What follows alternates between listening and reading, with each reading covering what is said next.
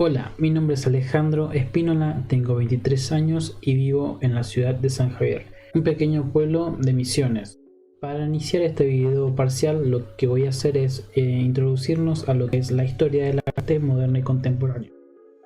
Bien, la historia del arte es una rama que tiene por objetivo principal el estudio y análisis de las formas del arte que el ser humano ha creado desde el principio de los tiempos hasta la actualidad. Es por eso que la historia del arte va enriqueciéndose cada vez más y su trabajo se complejiza y se amplía para que así podamos entender lo que tienen para contarnos esas hermosas obras del pasado y poder indagar sobre los hechos de aquel entonces. Bien, resumiendo, lo que tenemos que hacer era buscar información y plasmarlas en los trabajos prácticos durante toda la cátedra, organizar todas las actividades y los trabajos prácticos que tuvimos que hacer hasta el momento. Vamos a empezar con la actividad número 1, que era básicamente buscar una obra y representarla con fotografías. Lo que yo hice no estuvo tan bien porque lo que yo plasmé fue muchas fotografías en una sola imagen, y lo que decía en la consigna era que teníamos que encontrar una obra que sea tipo un autorretrato, y lo que yo hice es hacer muchas fotos para organizar y hacer esta obra. Exacto, la última cena. Yo tenía muy poca idea de lo que significaba un autorretrato. Yo como que tenía que sacar muchas fotos y así plasmarlas en una imagen, y ahora estamos aprendiendo lo que es un autorretrato y lo que no es un autorretrato. Ya para este entonces sé lo que es un autorretrato. Bien, saltemos a la siguiente etapa, que era la Revolución Francesa, que también teníamos que buscar información y también ver algunos videos que nos servían de referencia para que así podamos entender más lo que era la Revolución Francesa. Bien, la Revolución Francesa fue un hecho muy importante en Europa en los años 1789, donde existía una cierta pirámide social y económica en aquel entonces, que se constituían por los que estaban en la punta, que eran los reyes y monarcas. En aquel entonces eran Luis y María Antonieta, los principales personajes de la época, por así decirlo. Después más abajo estaban los nobles y los monjes, que medianamente tenían una vida bastante buena, por así decirlo, pero se oponían a las leyes que imponían los reyes de aquel entonces.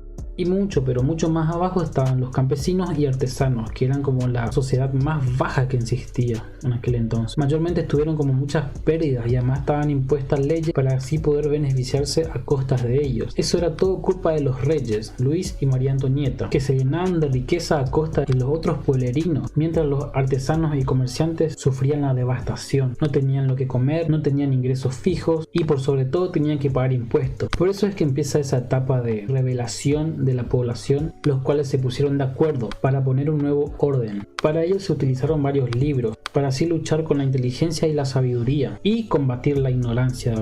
Y tenían como esa idea de que haciendo eso podían tener una vida mejor, plena, y un mejor mundo para vivir. Todas esas ideas que surgían entre ellos se ponían en debate y se llevaban a una cámara para así poder analizarla. Y esas cámaras que terminé de decir eran las típicas casas de las personas que tenían más ingresos. Y varias de esas ideas fueron plasmadas en libros y enciclopedias para que así pudieran llegar a otras comunidades, para así poder entender lo que pasaba en ese momento en Francia. Con el pasar de los tiempos se le obligó al rey Luis dejar el reino para así dirigirlo a París y hacerle firmar la nueva aprobación para el nuevo régimen. Unos años más adelante, en 1792, Francia fue declarada una república. Luis fue condenado a la guillotina y unos meses más adelante tuvo el mismo destino María Antonieta. Bien, en el punto 2 creo que es el neoclasicismo, donde básicamente teníamos que hacer una representación de alguna obra del neoclasicismo, y la obra que yo elegí fue esta, la de Napoleón Bonaparte cruzando los Alpes, que es catalogada como una pintura bidimensional que fue pintado por Jacques Louis. No sé si se pronuncia bien, pero creo que es Jacques Louis, en el año 1801. Tiene un tamaño de aproximadamente 260 por 221, una pintura bastante grande. Fue creada en el Palacio de Charles-Brooks, no sé bien si se pronuncia así, pero es algo por ahí. Y para crear la obra fue básicamente pintura sobre lienzo. También esta pintura tuvo como una cierta cantidad de títulos diversos, como Napoleón cruzando San Bernardo, si puede ser, lo cual quiere decir que esta obra tiene muchos nombres. Pues también está el dato de que hay muchas obras, y es muy interesante saber esto, que en la pintura a Napoleón se le representa con varios artilugios que representan hombría y mucha fuerza y mucho carácter, encima de un caballo blanco, y a veces creo que era un caballo marrón. pero en la realidad Napoleón fue cruzando los Alpes con una mula, lo cual yo no sé si eso te hace mejor, un mayor o no sé. Para mí no, la idea era cruzar Alpes y listo. Pero bueno, es cosa de ellos. Napoleón fue consagrado como un modelo para aquella época y fue como que creaba muchas obras con su cara y su postura. Por ejemplo, está la obra de Napoleón entronizado, que fue creada por Jean-Auguste, no sé si se escribe así, pero acá le dejo el nombre, en 1806. Bonaparte ante la Esfinge de Jean León. Y por último, Napoleón en su gabinete de trabajo de Jacques-Louis David en 1812. Estando en la actividad número 3, ya se viene la comparación de neoclasicismo y el romanticismo. Y para eso yo saqué una pregunta, una consigna de todo el material, que creo que es la más importante. Y esa sería: ¿cuáles son los aspectos y diferencias del neoclasicismo y el romanticismo? Bien, tanto en el neoclasicismo como en el romanticismo ilustraron el espíritu revolucionario de su época. En el neoclasicismo podemos destacar que tenían como base una enseñanza colectiva, teniendo en cuenta las herramientas como ser la razón, y así difundir las ideas a todo su entorno, sin descartar las ideas principales de la época. Eso quiere decir que los temas más destacados de la época serían el carácter filosófico, político, económico, social y cultural. Además de los que escritores tuvieron un papel muy importante, tenían un pensamiento crítico y con ello tenían como una solución práctica para casi todos los problemas de la época. En lo artístico se destacaba por ser disciplinado y comedido. Empleaban técnicas súper medidas, súper precisas para imitar las formas de obras clásicas. Los pintores agregaban tonos sombríos, detalles luminosos, realzados por marcados claroscuros. Los escultores también tenían una precisión muy exacta en las obras que ellos realizaban. Eran muy precisos y medidos. Ellos tenían como ese concepto de buscar la belleza y lo perfecto en todo lo que hacían. El romanticismo surgió mediante la lucha de internos de muchos artistas que buscaban como que expresar otras ideas. Ellos querían entender al mundo que cambiaba constantemente de manera radical y vigorosa. Eso quiere decir que el neoclasicismo y el romanticismo se solapan entre sí, solo que tenían ideas diferentes. El neoclasicismo por un lado buscaba hacer algo muy rutinario, buscando la perfección, y el romanticismo trataba de desplazarse más, buscar otras formas, tener más sentido. En sí, los románticos buscaban experimentar y que nadie le tenga que decir lo que ellos tenían que hacer, porque ellos tenían como que una forma de buscar lo que era propio y tener en cuenta eso para hacer sus obras, ya sea sus esculturas, pinturas, ideas, todo lo que tenía que ver con arte. Ellos las plasmaban de su manera. Número 3 de realismo. Esta creo que es la que más me gustó, porque es como que tuvimos oportunidades para sacar muy buenas fotos. Les agradezco, profesor. También teníamos que buscar mucha información para así poder tener una idea de lo que era el realismo. Muchas personas buscan en el realismo algo perfecto y tienen esa idea errónea de que es muy parecido, muy fijo, muy detallado a lo que es la vida real. Lo que sí puede tener algo de razón, sí, pero en sí básicamente es más simple que eso. El realismo trata de enfocarse a lo real, nada más que eso. O sea, proyectar lo que pasa en la realidad, muy diferente a lo que pasaba con las anteriores obras, que era como más expresivo, ¿no es cierto? Y en el romanticismo ni que hablar, hay mucha cantidad de expresión y se salía mucho de su encaje y se despeja mucho más allá de lo real. Bien, el realismo en sí se caracteriza por la observación y expresión rigurosa de la realidad con frecuencia, para que así se transmita una cierta crítica con intención moral y social. ¿Qué quiero decir con eso? Básicamente es que tengamos en cuenta en las diversas obras que queremos llevar a cabo lo que se está pasando en ese momento. También se caracteriza por su afán de veracidad al retrato campesino de los trabajadores y la contemporaneidad.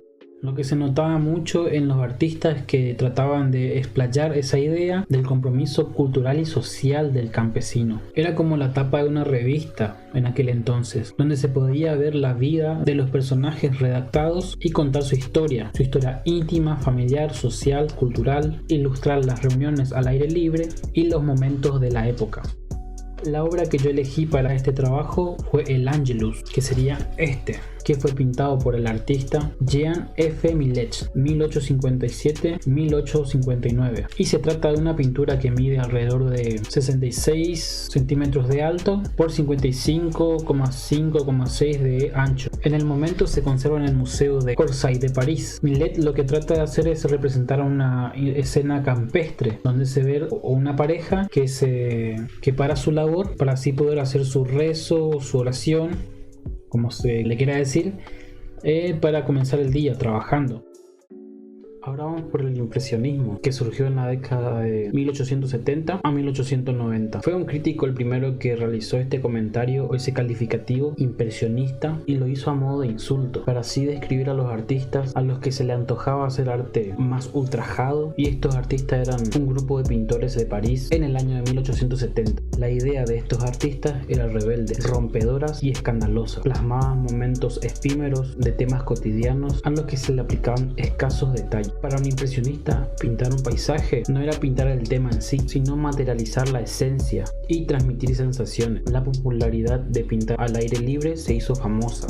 Pasamos al impresionismo en Argentina. En la Revolución de Mayo, en la primera década del siglo XX, los que regresaban de Europa desafían a la generación de los 80, con tendencias para hacer arte nueva y hacer arte nacional por medio del paisaje con sus diversas técnicas. Es por eso que los inmigrantes eran como rechazados y se le tenían como cortitos por si causaban algún disturbio o se pasaban de la raya, eran expulsados del país. Los impresionistas comenzaron a debatir sus ideas en la década de 1860. La mayoría eran alumnos de escuelas privadas de París o la Academia Suiza. Todo este escándalo era como para debatir lo que iba a pasar con el arte a futuro, teniendo en cuenta las teorías científicas y la tecnología que iba ingresando en los medios. Por ejemplo, la fotografía era una de las tecnologías más populares en aquel entonces, por el simple hecho de ser una novedad. Ahora pasamos al post-impresionismo, 1880-1905. Durante esos tiempos los artistas pioneros se enfocaban en realzar mucho más sus obras a través del color, la estructura y la solidez. Cada uno de estos artistas fueron tomando un estilo propio. Este título post-impresionismo no se utilizó hasta el año 1910. Era como un término paraguas, o sea, no estaba muy bien definida y no encapsulaba individualidad. Una de las obras más conocidas de este entonces, muchos conocerán a Vincent Van Gogh. Bueno, La Noche Estrellada sería de esta época. También se retrataban muchos bodegones y en sí paisajes, como ser la montaña Santa Victoria, 1885, que su medida eran 70 por 92 de ancho. Bien, llegando al final de este video, me gustaría darle las gracias a los profesores que me dejaron expresarme tranquilamente en un video, y creo que esto es más fácil que hacerlo presencialmente, así que gracias.